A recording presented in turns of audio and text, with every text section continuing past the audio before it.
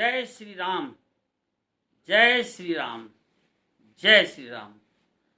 आज हम लोग जय श्री राम के नारे पे बात करने जा रहे हैं। जय श्री राम के नारे के पीछे आज की डेट की अगर हम बात करें तो जय श्री राम के नारे के पीछे एक संदेश जो छुपा हुआ जाता है लोगों के पास, वो हिंदुओं की एकता का, हिंदू एक हों, इसका प्रचार प्रसार जय श्री राम नारे के पीछे छुपा हुआ है। लेकिन हमारा अपना व्यक्तिगत आकलन ये है कि जय श्री राम नारे के पीछे जो भी संदेश है उससे बहुत सारे हिंदू दूर भागते हैं।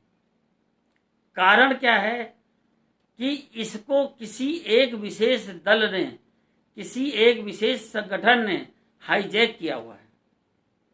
हम अगर आज जय श्री राम का नारा लगाते हैं तो एक संदेश चला जाता है कि ये फलानी पार्टी का आदमी है। अगर नहीं लगाते हैं तो ये संदेश जाता है कि ये उस पार्टी का आदमी नहीं है, विरोधी है।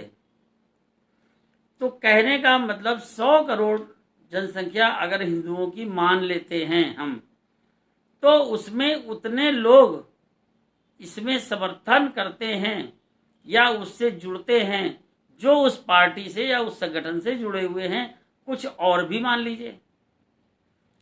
तो इस नारे को हम हिंदू लोगों को एक करने का नारा सफल नारा नहीं कह सकते। बहुत सोचा मैंने, बहुत विचार किया, इसलिए इस वीडियो के माध्यम से मैं अपनी बात आपके सामने रख रहा हूं। बंगाल में अभी ये नारा फेल हुआ क्योंकि उस पार्टी को वहां पर हार का सामना करना पड़ा। कारण जो मैंने देखा, मैंने जो सोचा है कि मैं चूंकि बंगाल में रहा हूं, मैंने वहां पर 9th क्लास पास किया है। बंगाल में एक बर्धमान में एक चितरंजन जगह है, वहाँ SCL स्कूल में मैं पढ़ता था। तो मैंने दशहरे में एक रावण बनाया था। हम लोग क्रिएटिव आदमी हैं, ये सब खुरापात करते रहते हैं। तो रावण बना के जब मैंने अपने घर के सामने रखा था तो सैकड़ों लोगों की भीड़ इकट्ठा हुई, लेकिन कोई ये नहीं बता पाया कि ये क्या है। रावण और राम को वहाँ पर लोग नहीं जानते। उस नारे का वहाँ पर भी प्रयोग किया गया क्योंकि और कोई चीज़ नहीं थी, या जो भी रहा हो और भी प्रचार हुआ, लेकिन इस नारे का उपयोग किया गया। लोग वहाँ पर इस नारे को लोग नहीं हजम कर पाए, बल्कि आपने देखा होगा कि वहाँ के लोग इस नारे से चिढ़ते थे। ममता बनर्जी इस नारे से चिढ़ती थी, या उनके साथी या उनके और भी लोग इस नारे से चिढ़ते थे कि हिंदुत्व का और इस तरह का राम का प्रचार और धार्मिक प्रचार न किया जाए। खैर, हमको उससे नहीं मतलब है। हमारा कहने का मतलब ये है कि अगर हिंदुओं को एक करना है तो इस नारे पे हमें संशय है कि एकता हो सकती है, देशव्यापी एकता। इसलिए हमने बहुत सोच विचार कर एक नारा बनाया है, हिंदूवाद जिंदाबाद। जिंदाबाद एक बहुत प्रचलित नारा के साथ जोड़ने वाला शब्द चला आ रहा है। तो हम हिंदूवाद जिंदाबाद क्यों नहीं करते? हिंदूवाद जिंदाबाद, हिंदूवाद जिंदाबाद, हिंदूवाद जिंदाबाद। ये एक नारा केवल हिंदुओं को एक करने के लिए, उनको मजबूत करने के लिए उपयोग में लाया जाए, ये हमारा प्रस्ताव है, ये हमारी सोच है। क्योंकि बहुत सारे दल हैं, इसका राजनीतिकरण, जिस तरह से जय श्री राम का राजनीतिकरण हुआ, उस तरह राजनीतिकरण अगर हो जाएगा तो सारे लोग भाग जाएंगे और दूसरे लोग भाग जाएंगे। इसका राजनीतिकरण कदापि नहीं होना चाहिए। किसी पार्टी विशेष का ये नारा नहीं होना चाहिए, क्योंकि देखा गया है कि उस नारे का उपयोग वोट लेने में,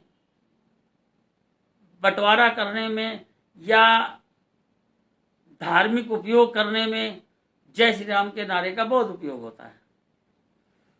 हमारा मकसद कहीं ना कहीं एमलेस हो जाता है, एमलेस हो जाते हैं हम लोग जब कहीं ना कहीं राजनीति घुस जाती है।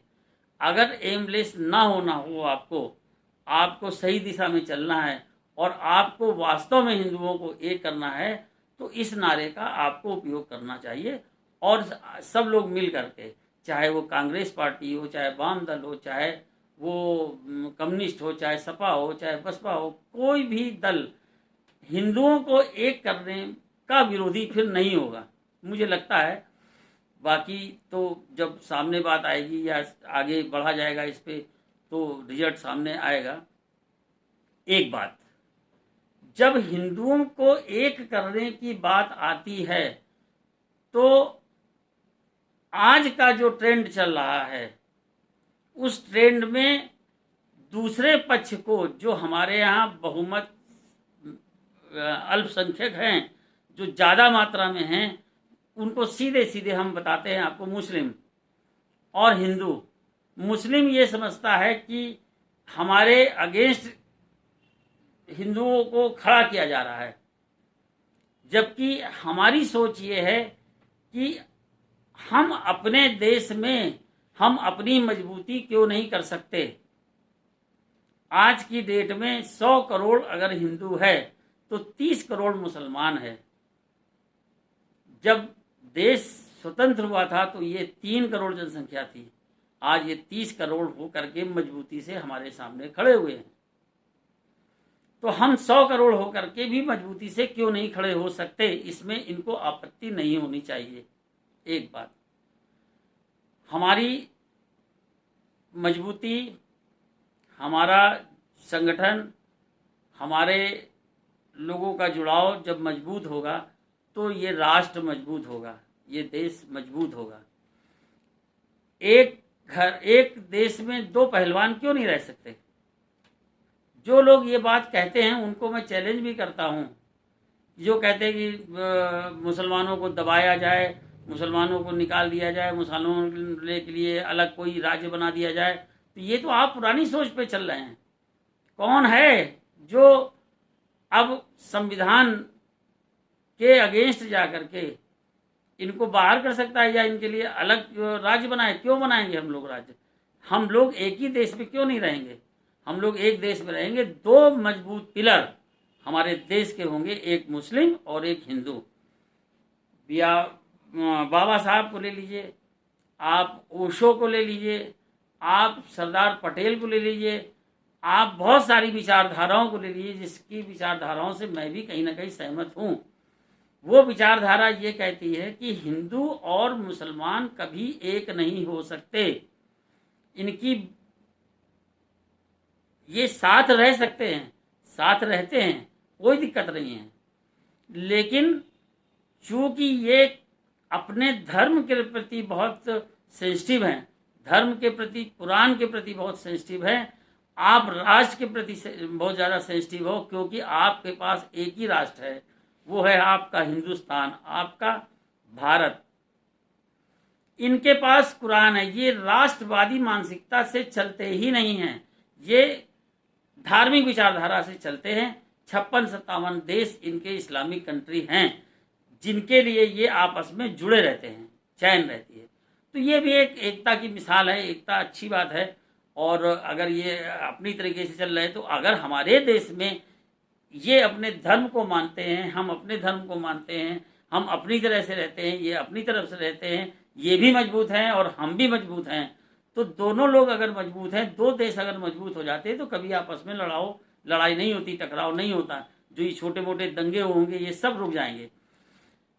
इसलिए हम लोगों को किसी दूसरे पक्ष को डिब्लॉइज करने के लिए या दूसरे पक्ष को अंडरस्टूड है उनको गिराने के लिए या उनके विरुद्ध कोई साजिश रचने के लिए अपने को मजबूत नहीं करना। हमें अपनी मजबूती इसलिए करनी है कि ये हमारा देश है, हमारा राष्ट्र है। अगर हम लोग अपने को मजबूत नहीं करेंगे, अपने को एक सूत्र में नहीं बांधेंगे, तो हमारा देश, हमारा राष्ट्र मजबूत नहीं होगा। ये एक संदेश हमारा है और आप लोग भी इस पे विचार कीजिए। इस नारे को आगे बढ़ाने के लिए हमारा जो संगठन है रंगबाज सेना, जो कि आत्मबल पे काम करता है, समाज के नव निर्माण पे काम कर रहा है, नई सोच बनाने पे काम कर रहा है।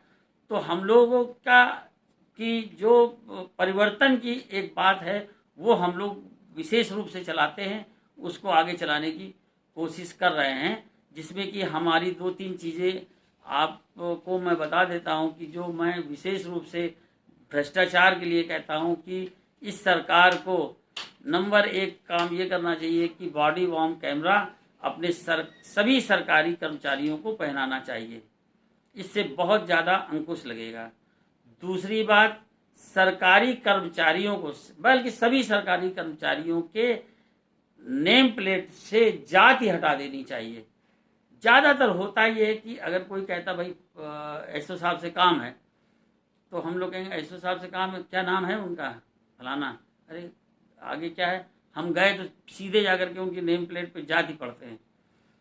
तो कहीं पर भी आप जाइए तो ये एक जो टेंडेंसी है जो हम लोगों को एक अधिकारी से नहीं जुड़ाव करें, बल्कि उसकी जाति से हम लोग एक संवेदना या एक वो चीज़ लेने की कोशिश करते हैं कि हमारे प्रति इनका झुकाव हो जाएगा। अगर ये हमारी जाति के हैं तो हम लोग शोर सिफारिश लगाने लगते हैं। तो जाति इनके नाम के आगे से भी हटनी चाहिए। तीसरी बात हमने जो रखी है कि जाति हटाओ। अगर हर आदमी, जो हिंदू हम लोग बात कर रहे हैं, हम हिंदुओं की ही बात कर रहे हैं और किसी की बात नहीं कर रहे हैं, अगर जो हमारा समाज वर्ण व्यवस्था में बटा हुआ है, जाति व्यवस्था भी अगर इसमें से खत्म की जाए और जाति की जगह सब लोग नाम के आगे अपनी क्वालिफिकेशन लगाने लगें, अपना पद लगाने लगें, अपना कोई हुनर लगाने लगें, तो उससे बहुत ज़्यादा बदलाव आएगा।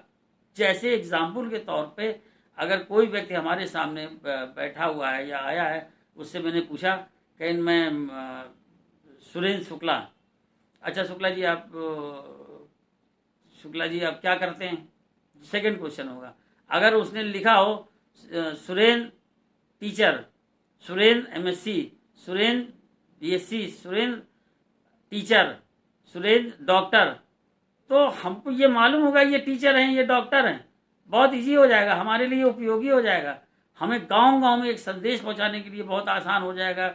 चाहे वो लड़का हो, चाहे वो लड़की हो, चाहे वो बेटा हो, चाहे बेटी हो, पूरे देश में ये एक सारे लोगों को फायदा होगा कि शिक्षा का प्रसार बहुत ज़्यादा हो जाएगा कि बेटा अगर तुम नहीं पढ़ोगे तो अपने आगे क्या लगाओगे, नील लगाओगे, मतलब बिना तुम्हारी शादी नहीं होगी, तुम्हारे समाज में तुम्हारी इज्जत नहीं होगी। इसलिए पढ़ाई करो, तुम कम से कम बीए लिखो, एमए लिखो, बीटेक लिखो।